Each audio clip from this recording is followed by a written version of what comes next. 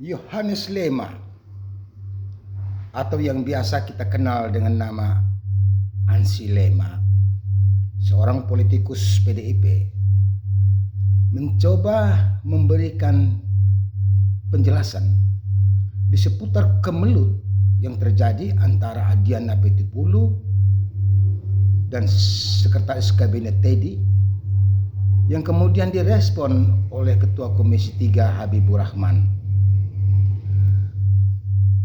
Ceritanya begini, Adiana Pitupulu dalam sebuah kesempatan mengatakan bahwa program MBG telah mengambil porsi anggaran pendidikan yang menyebabkan sejumlah program di dunia pendidikan menjadi terpangkas. Lalu menanggapi pernyataan Adiana Pitupulu ini, Seskap Teddy mengatakan bahwa tidak.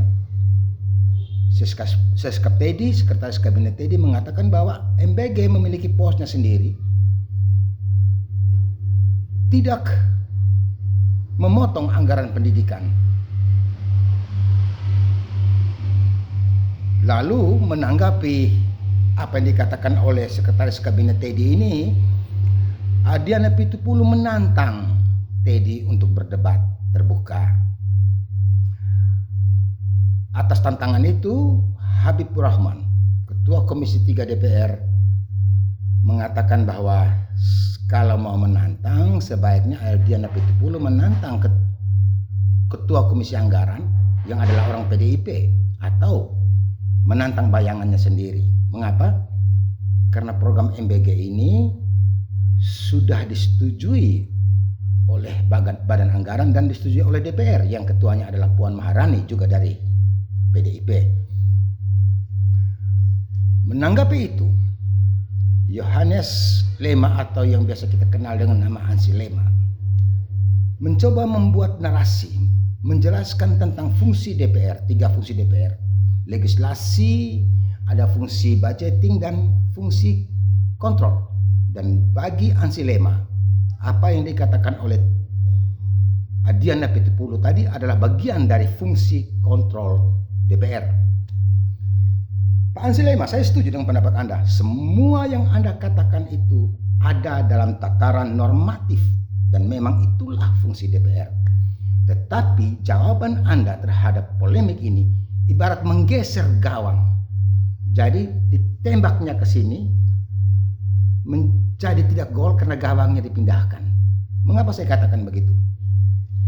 Persoalan yang diangkat oleh Adiana Pitupulu adalah persoalan bahwa anggaran yang sudah disetujui oleh Badan Anggaran dan DPR itu tadi, menurut Adiana Pitupulu, anggaran MBG itu diambil dari anggaran pendidikan secara keseluruhan.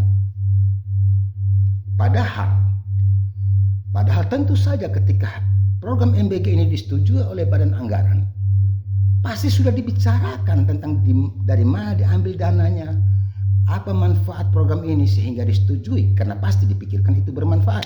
Dan dari mana anggarannya diambil juga pasti sudah digodok di Badan Anggaran.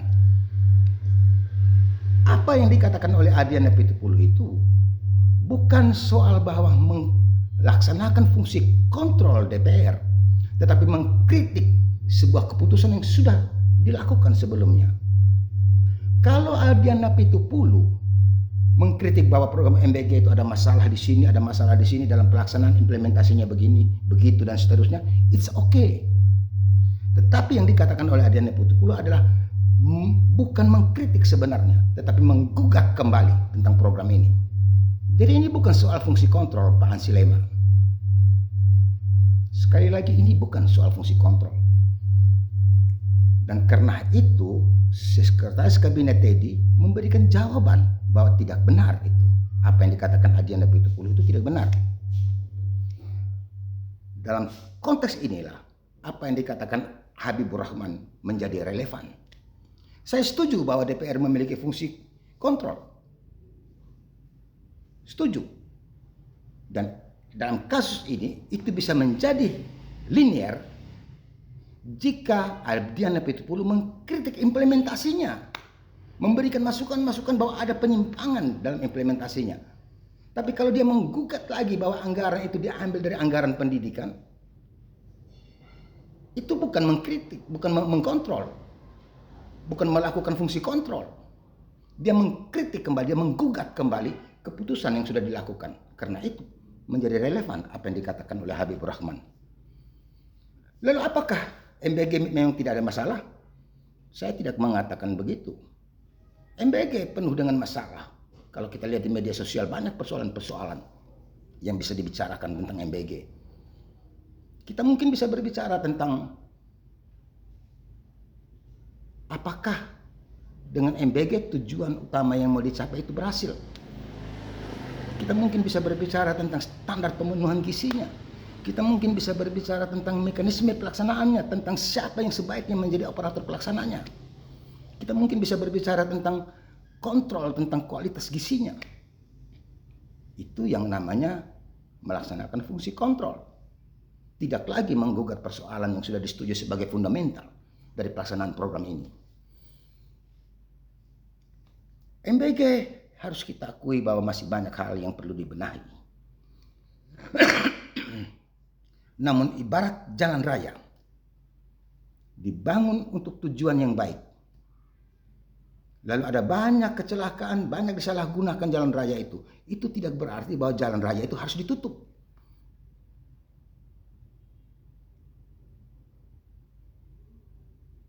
Begitupun dengan program MBG ini.